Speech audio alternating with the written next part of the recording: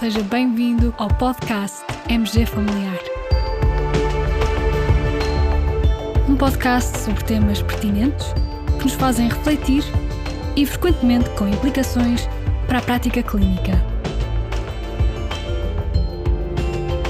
E damos as boas-vindas ao nosso anfitrião, professor Carlos Martins.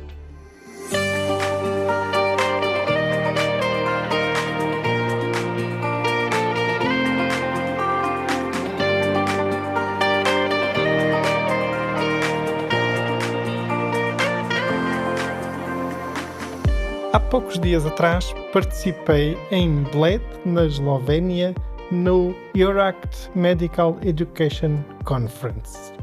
Trata-se de um congresso, no fundo um evento científico sobre metodologias de ensino de medicina geral e familiar, quer no ensino pré-graduado, quer no pós-graduado, nomeadamente durante os internatos, durante o período da especialização. A EURACT Network é, no fundo, a rede da Onco Europe, que agrega médicos de família envolvidos no ensino e na formação da medicina geral familiar. Um papel relevante desta network, que tem sido presente, por exemplo, no desenvolvimento dos currículos e também no fomentar da qualidade do ensino e da formação em medicina geral e familiar.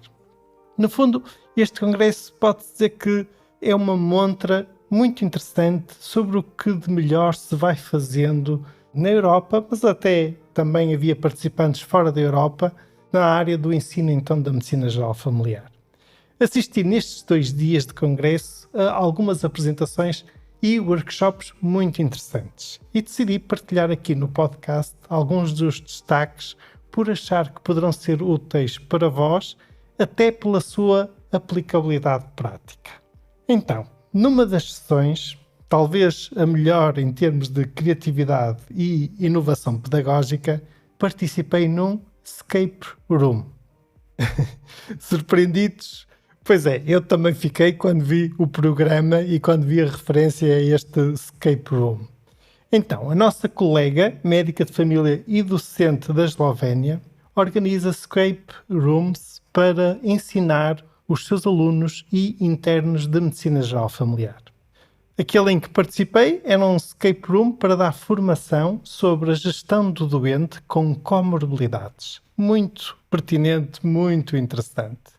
E o desafio dirigido aos estudantes começava com a seguinte mensagem: a vossa tarefa, resolver os segredos da multimorbilidade. Sois um grupo de estudantes num consultório de medicina geral e familiar e estáis no final de um dia atarefado. Observastes vários doentes, mas foi tudo muito difícil, porque todos os doentes tinham muitas doenças e queixas.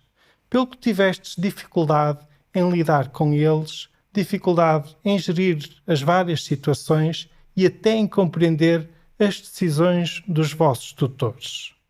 Quando vos queixais ao vosso tutor, orientador, que é médico de família, este mostra-se compreensivo em relação às vossas dificuldades. E depois conduz-vos a um pequeno gabinete, um gabinete lateral, que vocês não tinham sequer reparado que existia aquela porta, e o vosso tutor coloca-vos dentro do gabinete e depois tranca a porta. Só saireis de lá quando resolverdes todos os segredos da multimorbilidade. Depois, dentro do escape room, os alunos encontram várias coisas expostas. Eu diria até que existiam várias estações. Numa, dispunham de um álbum de fotografias com informação sobre uma pessoa que seria o paciente, pequenas notas e também um diário pessoal. À medida que exploravam esses materiais, os alunos teriam que descobrir pistas que lhe dariam acesso a um código numérico para abrir uma caixa. Nessa caixa encontravam as embalagens de todos os medicamentos que o doente estava a fazer e mais algumas pistas para descobrirem um novo código numérico que permitia abrir outra caixa. Nessa outra caixa, novas informações relevantes e novas pistas que davam acesso à abertura de uma mala que representava a enfermeira de família. E aí, novas revelações com novas pistas que permitiram revelar o código de abertura de um cadeado com acesso a um conjunto de guidelines. Isto permitia aos alunos perceber que as guidelines são apenas de uma patologia, são monopatologia, pelo que a sua aplicabilidade aos doentes com comorbilidades se torna mais difícil e mais complexa. E pelo meio havia ainda um cartaz com um género de puzzle que permitia aos alunos aprenderem as várias interações medicamentosas daquela doente polimedicada. Até que, por fim, encontravam todos os segredos da gestão da comorbilidade. Muito interessante, e penso que os alunos adorarão esta metodologia pedagógica, e aqui fica uma ideia que não será assim muito difícil de replicar com os vossos internos, com os vossos alunos. Noutra sessão, um grupo de colegas dos Países Baixos apresentou uma ideia também interessante para estimular a reflexão entre os internos de Medicina Geral e Familiar. Eles criaram uma caixa com vários óculos diferentes e com formatos fora do comum.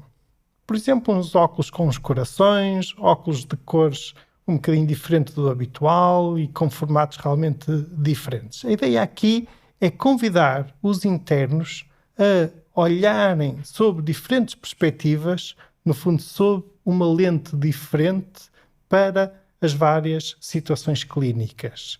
Daí a ideia dos óculos.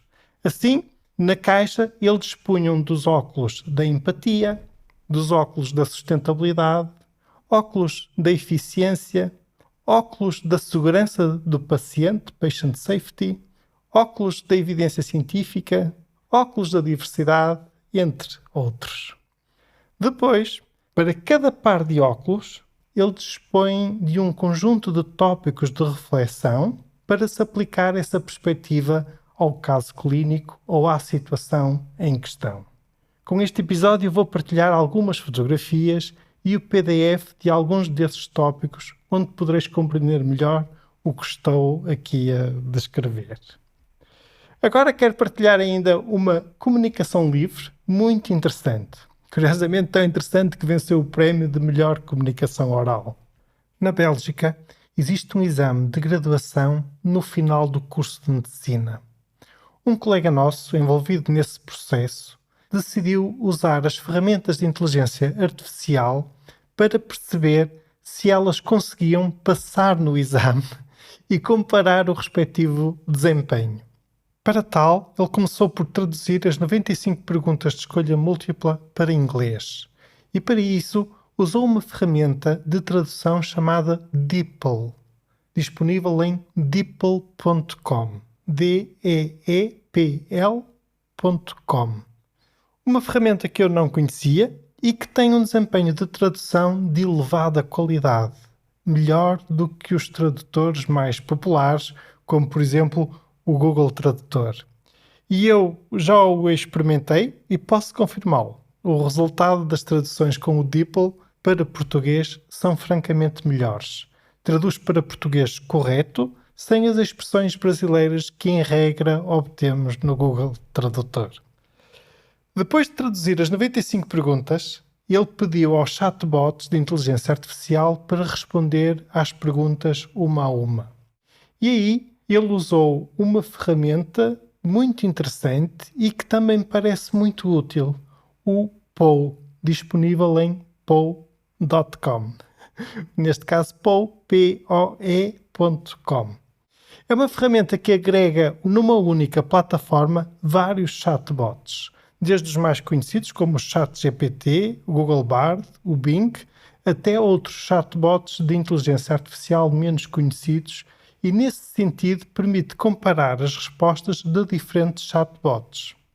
Um outro conselho prático que o colega nos deu é que não devemos encadear perguntas umas nas outras nos chatbots. Quando fazemos isso, e que é uma prática muito comum, à medida que vamos fazendo pergunta atrás de pergunta, o ChatGPT, o Bard, vai aumentando a imprecisão das respostas. E é aí que podem começar a ocorrer respostas sem qualquer sentido. Então, entre ChatGPT 3, ChatGPT 4, Google Bard, Microsoft Bing qual é que achais que foi aquele que obteve a melhor classificação? E vai poder escolher a vaga de especialidade em primeiro lugar, se isto fosse a PNA. Pois bem, o vencedor foi o Microsoft Bing. E daí também o título da apresentação do colega. O título era Microsoft Bing Chatbot passa em exame de graduação em medicina e ajuda a encontrar perguntas com falhas. O Microsoft Bing conseguiu acertar em 76 das 95 perguntas, o que foi um resultado superior à média da classificação dos alunos dos estudantes belgas. O desempenho do ChatGPT-4 não ficou muito atrás. ChatGPT-3 teve um desempenho mais fraco e mais fraco ainda o desempenho do Google Bard. E agora, um pormenor muito interessante. O colega foi analisar as perguntas em que o Microsoft Bing errou. E aí conseguiu perceber que, numa parte dessas perguntas, havia erros estruturais na pergunta. Ou seja, esta ferramenta pode ser utilizada para detectar erros nas perguntas do teste. Sem dúvida, muito interessante e útil para quem faz testes de avaliação, isto para além da utilidade da tal plataforma agregadora de ferramentas de inteligência artificial, o POU. Ainda na linha do estímulo à reflexão tão útil e necessário no processo de aprendizagem e formação dos nossos alunos ou internos, vi um póster de um colega japonês muito interessante. Esse colega e a sua equipa de formadores dão a possibilidade de os seus formandos desenharem, ilustrarem aquilo que mais os marcou em determinadas situações clínicas relevantes.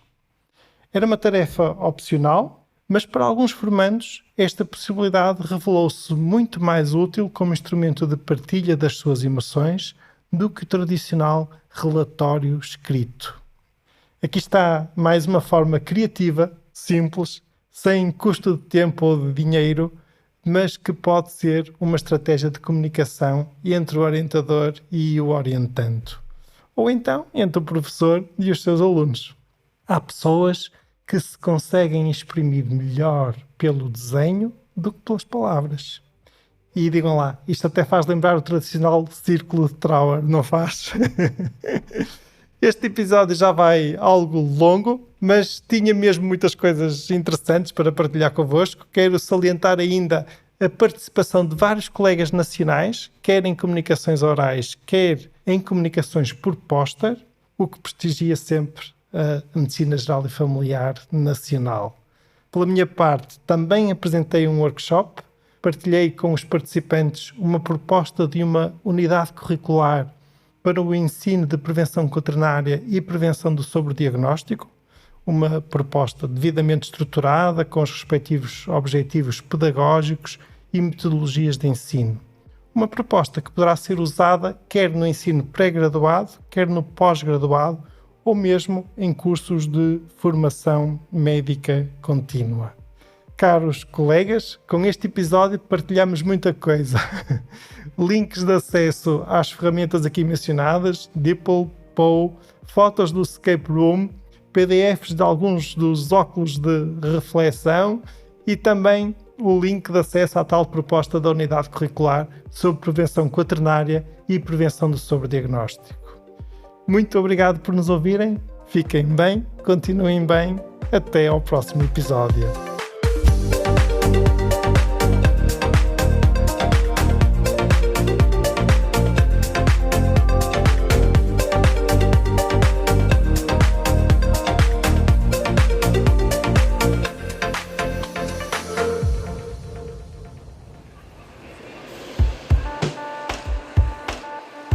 E terminamos assim esta edição do podcast MG Familiar.